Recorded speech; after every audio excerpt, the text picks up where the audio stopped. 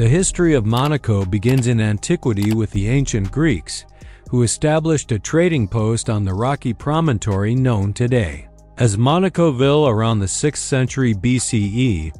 The Greeks named their settlement Monoikos, meaning single house, after a temple dedicated to Hercules Monoikos. This temple served as a landmark for ancient mariners navigating the treacherous waters of the Mediterranean coast. The Romans later conquered the region, incorporating it into their vast empire. Under Roman rule, the area became part of the province of Gallia Narbonensis. The Romans built roads connecting Monaco to other coastal settlements and established it as a minor port along the Via Aurelia, the coastal road linking Rome to Gaul.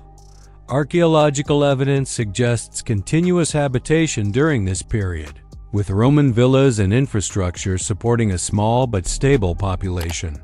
Following the fall of the Western Roman Empire in the 5th century CE, Monaco, like much of the Mediterranean coast, experienced the tumultuous period of barbarian invasions. The region was successively controlled by various Germanic tribes, including the Visigoths and later the Ostrogoths, before eventually falling under the influence of the Frankish kingdom. The medieval period marked a crucial turning point in Monaco's history. In 1215, the Republic of Genoa began construction of a fortress on the Rock of Monaco, establishing the foundation of the modern principality. This fortress, built to control the strategic coastal position, would become the nucleus around which the principality developed. The Genoese period was characterized by political instability and frequent changes of control. Various Italian noble families vied for dominance over the territory, leading to a series of conflicts and power struggles. The fortress changed hands multiple times between different Genoese factions, each seeking to exploit Monaco's strategic position for trade and military purposes. During this period, Monaco's population remained small, consisting primarily of soldiers, merchants, and fishermen. The economy was based on fishing, limited agriculture on the surrounding hills, and the levying of tolls on passing ships. The fortress served as both a military installation and a refuge for the local population during times of conflict. The most significant event in Monaco's medieval history occurred on January 8, 1297, when Francois Grimaldi, known as Malesia, captured the fortress through a clever ruse. Disguised as a monk, he approached the fortress gates and with the help of his men, seized control of the stronghold. This event marked the beginning of the Grimaldi dynasty's rule over Monaco, making it the oldest reigning dynasty in the world. The early Grimaldi rulers faced constant challenges to their authority. The family had to defend their territory against various enemies, including other Genoese families, French nobles, and occasionally the Republic of Genoa itself. The Grimaldis skillfully navigated these political waters through strategic alliances, military prowess, and diplomatic maneuvering. Charles I Grimaldi was the first to style himself as Lord of Monaco, establishing the formal foundations of the principality's government.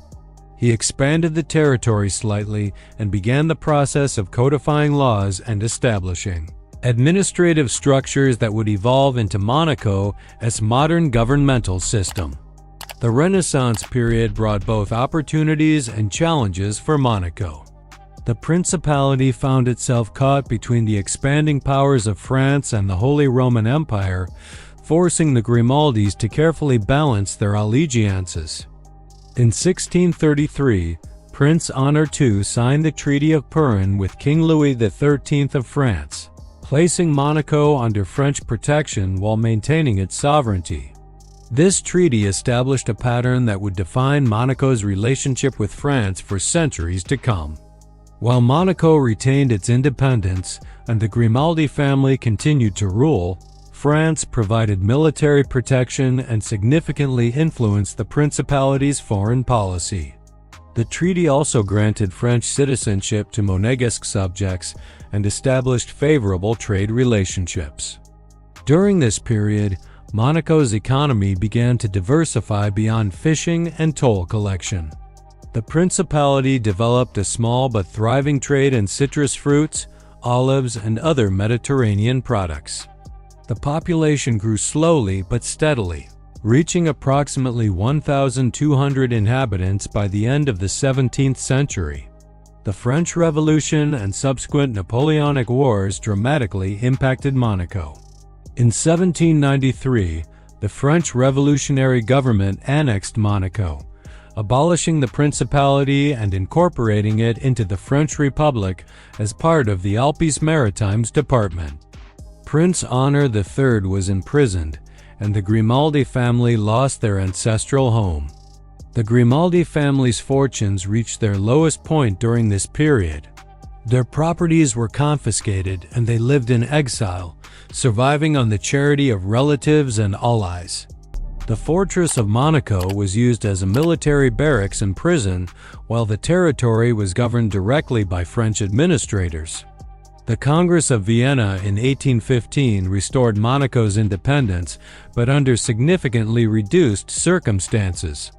The principality lost approximately 80% of its territory, including the towns of Menton and Roquebrune, which were placed under the protection of the Kingdom of Sardinia. This territorial reduction would prove to be a defining challenge for the restored principality. Prince Honor IV returned to Monaco in 1814 to find his principality economically devastated and politically marginalized. The reduced territory could barely sustain its population, and the traditional sources of revenue had largely disappeared. The prince faced the enormous task of rebuilding not just the physical infrastructure, but also the principality's political and economic foundations. The mid-19th century brought the most dramatic transformation in Monaco's history with the establishment of the casino. Facing severe financial difficulties, Prince Charles III granted a concession to develop a gaming establishment in 1856. After several false starts, the Société Danes de Mer et du Cercle des Étrangers à Monaco was established in 1863 with François Blanc as its director. The casino's success was immediate and transformative. Blanc, who had previously operated successful gaming establishments in Germany, brought his expertise to Monaco and created what would become the most famous casino in the world. The development of Monte Carlo began in earnest, with luxury hotels, restaurants, and entertainment venues built to accommodate the growing number of wealthy visitors. The casino's profits allowed Prince Charles III to abolish taxation for Monegasque citizens in 1869, a policy that continues to this day. The principality's transformation from a struggling Mediterranean outpost to a glamorous destination for European high society was remarkably rapid. The construction of the railway connection to France in 1868 made Monaco easily accessible from major European cities, further boosting its appeal. The late 19th and early 20th centuries marked Monaco's Belle Epoque, a period of unprecedented prosperity and international recognition. The principality became synonymous with luxury, sophistication, and glamour. The casino attracted royalty, aristocrats, wealthy industrialists, and celebrities from across Europe and beyond. Prince Albert I used the casino's revenues to transform Monaco into a center of scientific research and cultural achievement. He established the Oceanographic Museum in 1910, which became one of the world's leading institutions for marine research.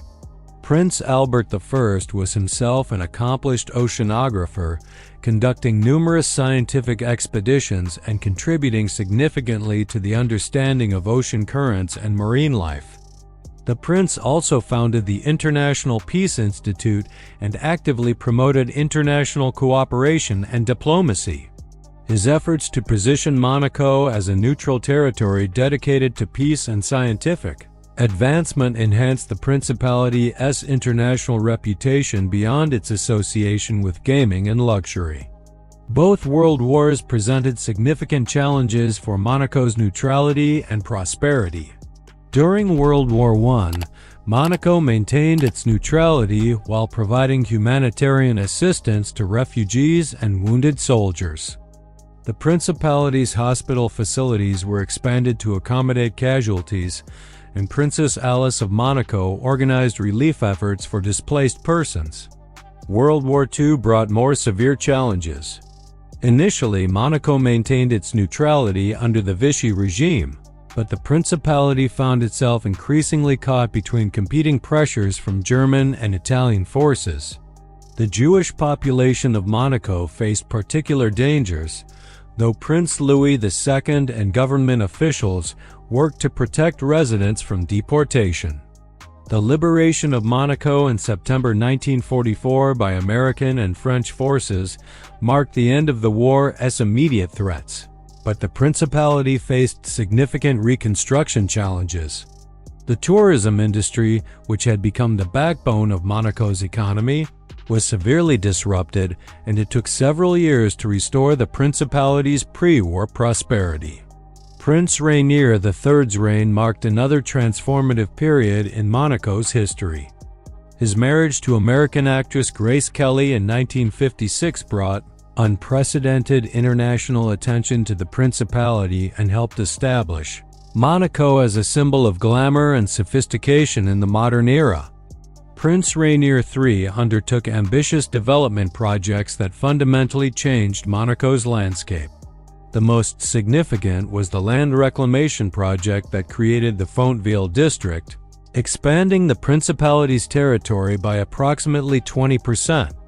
This project demonstrated Monaco's commitment to growth despite its geographical constraints. The prince also diversified Monaco's economy beyond tourism and gaming. He attracted international businesses and banks by offering favorable tax conditions and regulatory frameworks. The development of the Monaco Grand Prix into one of the world's most prestigious Formula One races further enhanced the Principality's international profile. Under Prince Rainier III's leadership, Monaco joined the United Nations in 1993, marking its full integration into the international community. The Principality also became a member of the Council of Europe and various other international organizations, demonstrating its commitment to multilateral cooperation. Prince Albert II, who succeeded his father in 2005, has focused on environmental sustainability and scientific research while maintaining Monaco's traditional strengths in finance and luxury tourism. The prince has positioned Monaco as a leader in environmental conservation, particularly in marine protection and climate change mitigation. The Principality has continued to grow through additional land reclamation projects, most notably the Portier Cove development, which added 6 hectares to Monaco's territory. This project, completed in recent years, includes residential, commercial, and recreational facilities designed to meet the highest environmental standards. Monaco's population has grown to approximately 39,000 residents, making it one of the most densely populated countries in the world. The Principality continues to attract wealthy residents and businesses through its favorable tax regime, political stability, and high quality of life. Monaco has successfully diversified its economy beyond traditional gaming and tourism in recent decades. The Principality has emerged as a significant center for international finance, private banking, and wealth management. The Monaco Financial Center has attracted numerous multinational corporations and investment funds, drawn by the Principality's political stability, favorable regulatory environment, and skilled workforce. The government has also embraced digital transformation and innovation. Monaco has developed a robust telecommunications infrastructure and has become a pioneer in smart city technologies. The Principality was among the first to deploy 5G networks comprehensively, and it has invested heavily in digital governance solutions that enhance citizen services and administrative efficiency. The luxury goods sector has become another pillar of Monaco's economy. High-end retailers, jewelry houses, and fashion brands have established flagship stores in the Principality, taking advantage of the affluent customer base and tax-free shopping environment. The Monaco Yacht Show has evolved into one of the world's most prestigious maritime events, further cementing the Principality's association with luxury and excellence. Under Prince Albert II's leadership, Monaco has experienced a cultural renaissance that builds upon its historical tradition of patronage and artistic excellence. The Principality has invested significantly in cultural institutions, including the renovation and expansion of the Opera House and the development of new contemporary art spaces. The Monaco Art Week has become an important event in the international art calendar, attracting collectors, curators, and artists from around the world. The Principality has also strengthened its cultural diplomacy efforts, using its unique position to facilitate international dialogue and cooperation in the arts and sciences.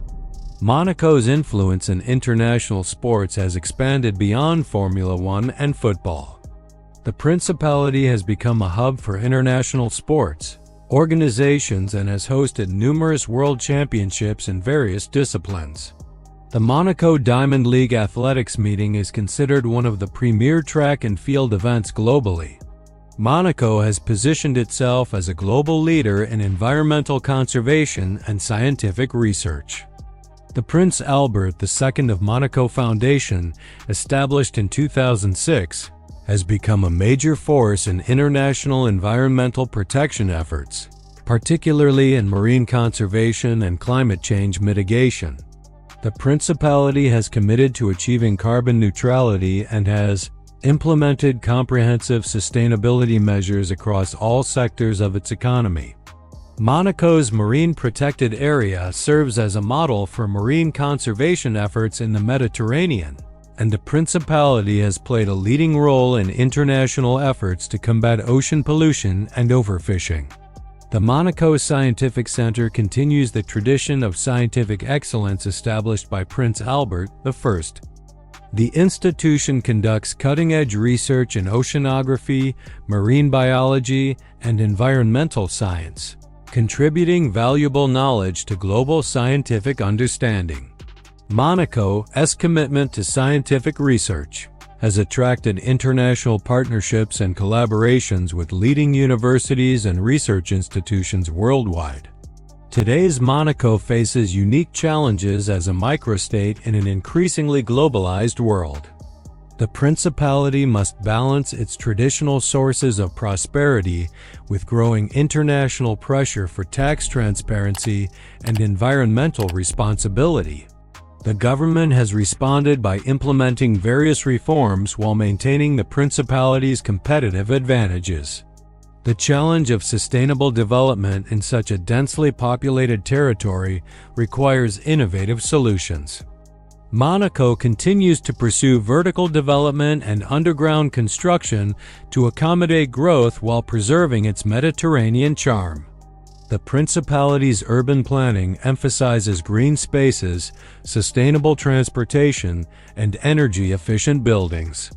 Looking toward the future, Monaco continues to pursue sustainable development while preserving its unique character and appeal. The Principality's commitment to innovation, environmental protection, and international cooperation positions it well for continued prosperity in the 21st century. The history of Monaco demonstrates how a small territory can achieve outsized influence through strategic positioning, adaptive governance, and the cultivation of unique advantages. From its ancient origins as a Greek trading post to its modern status as a global symbol of luxury and sophistication, Monaco's evolution reflects the broader currents of Mediterranean and European history while maintaining its distinctive identity and independence. Thanks for watching. If you enjoyed this video, please like, share, comment, and subscribe to the channel for more engaging historical content.